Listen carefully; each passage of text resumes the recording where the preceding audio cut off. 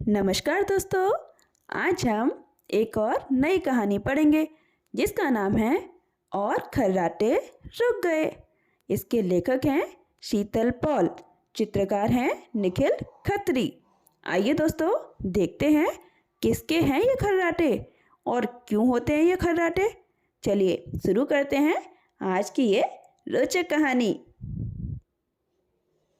खर्र ऐसी आवाज़ होती है क्या खर्राटे की?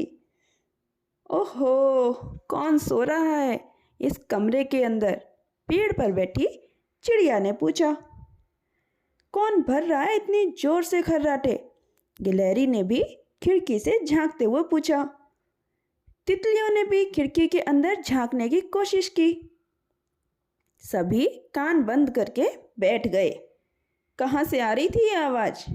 मेंढक ने खिड़की के पास फुदकने की कोशिश की।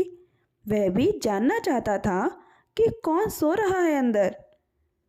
फिर क्या हुआ? बंदर बोला, मैं पता कर सकता हूँ।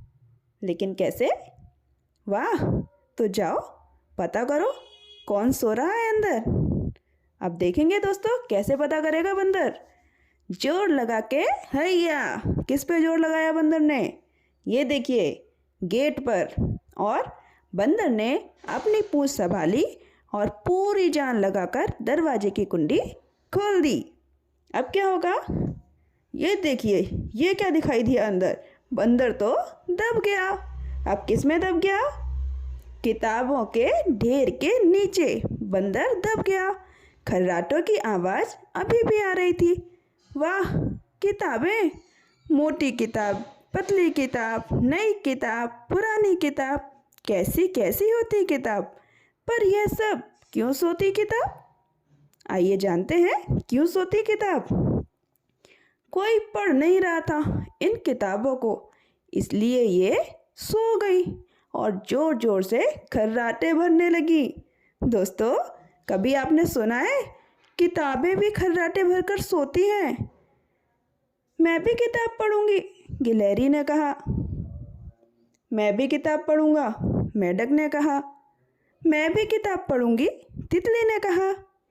जैसे जैसे सब किताबों को पढ़ने लगे वैसे वैसे किताबें जागने लगी और खर्राटे रुक गए। मुझे ये वाली किताब पढ़ने दो। बंदर ने खाना पकाने के बारे में किताब उठा ली।